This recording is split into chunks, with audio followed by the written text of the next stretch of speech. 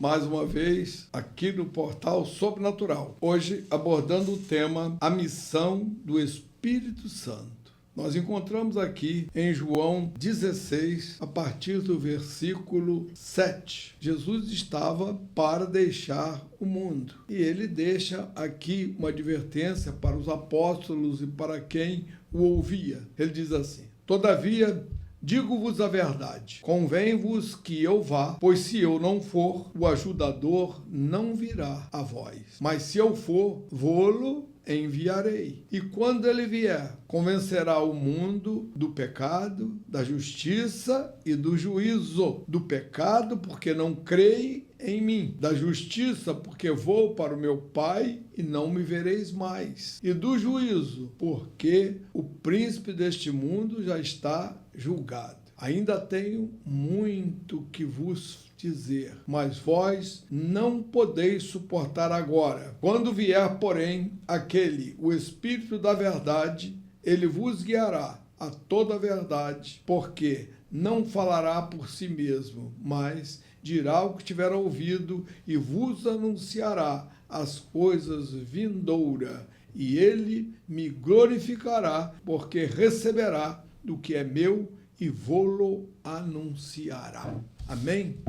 Então veja que aqui Jesus está dizendo que ele iria, sabia que os apóstolos iam ficar desprevenidos, mas que ele mandaria outro ajudador. Por isso, Jesus estava ali pelo 40º dia aqui na terra, aí ele vai embora e lá pelo 50º dia, que é o dia de Pentecoste, Penta, 50, o Espírito Santo já vem em forma de línguas de fogo e desce lá naquela cidade, e todos estavam lá e receberam e começaram a falar em línguas, e as pessoas não entendiam o porquê daquilo, mas ali era o poder do Espírito Santo. Era o poder do Espírito Santo já demonstrando que ele estava vindo à terra e que aqui ficaria conosco para nos ajudar, para nos ensinar, para nos colocar diante dos Deus Pai Todo-Poderoso e para dizer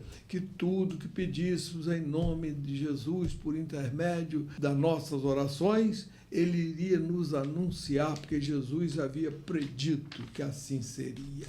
Então, ele nos convence do pecado, porque olha aqui, você tem que crer em Cristo Jesus, porque senão você está liquidado. Olha bem, pense bem, coloque-se numa posição de vencedor. O Espírito Santo está aí nos advertindo. Olha aqui, se você não crê em Jesus Cristo, você está em pecado, e esse pecado é imperdoável, é o único pecado que não tem perdão. Os demais já estão perdoados, basta você pedir perdão. Agora, esse é o pecado capital, pecado de não crer em Cristo Jesus. E por que assim é? Porque é a nossa senha para a vida futura, depois da morte. Se nós não temos esse meio através do qual nós podemos chegar a Deus, como iremos? Porque se ele nos deu essa condição, publicou essa condição, fez com que desde o nascimento até a morte de Jesus houvesse aquele burburinho que houve lá em Jerusalém. Tudo aquilo aconteceu, tudo que Jesus predisse aconteceu.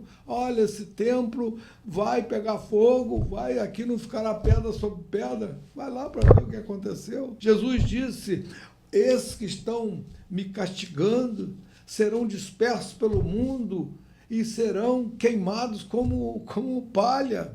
Olha, houve muita gente queimada aí no mundo. Por quê? Porque as coisas acontecem. Agora, você conta essa história, a pessoa diz: ah, mas você é anti isso, você é anti aquilo. Não, eu me atenho à história do mundo e às previsões bíblicas. Eu acho que aí não há pecado da minha parte, não há discrepância da minha parte, há uma afirmação que basta qualquer um que possa compulsar a Bíblia e observar que a história está contada lá. Ah, mas isso não é justo. Espera aí, se é justo ou injusto não é problema nosso. Nós não estamos aqui para julgar.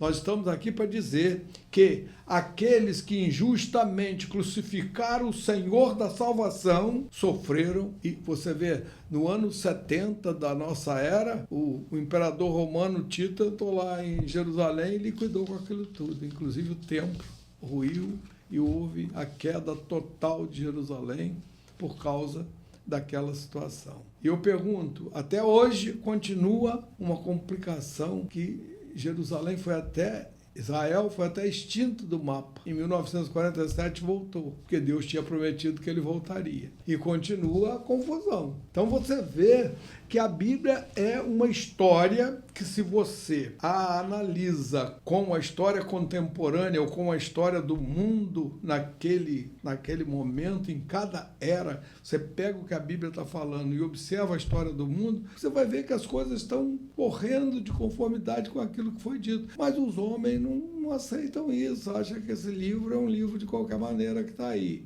Graças ao nosso bom Deus e ao poder do Espírito Santo, muitas pessoas estão sendo atraídas por esse evangelho. Tá certo? Que no mundo há outras religiões aí que estão proliferando. Agora, o que nós podemos fazer? Nós temos que seguir aquele caminho que nós descobrimos e que é o caminho da nossa vida para todo sempre, analisando com fundamento, com base e com certeza. Então veja que o próprio Jesus disse que o Espírito Santo também nos convenceria de quê? Da justiça, porque ele ia para o Pai e não voltaria tão cedo, né? E demais disso, ele disse, e do juízo, porque o príncipe deste mundo já está julgado. Quer dizer, o maligno já está condenado. Ele já tem a sentença de morte dele. Vai ser queimado no lago de fogo. Mas ele sabe que ele ainda vai ter que trabalhar para se livrar das circunstâncias dos seus próprios companheiros, porque todos que acreditaram nele estão cobrando dele. E aí?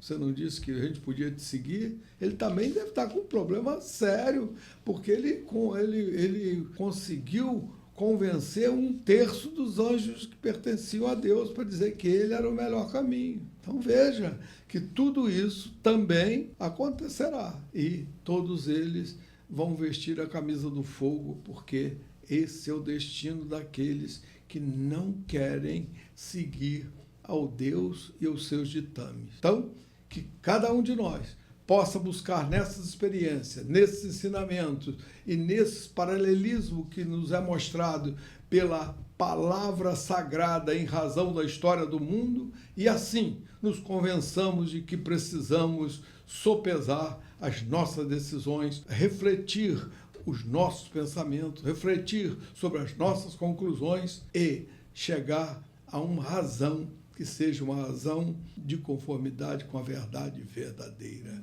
E assim conhecereis a verdade, e a verdade vos liberta. Amém?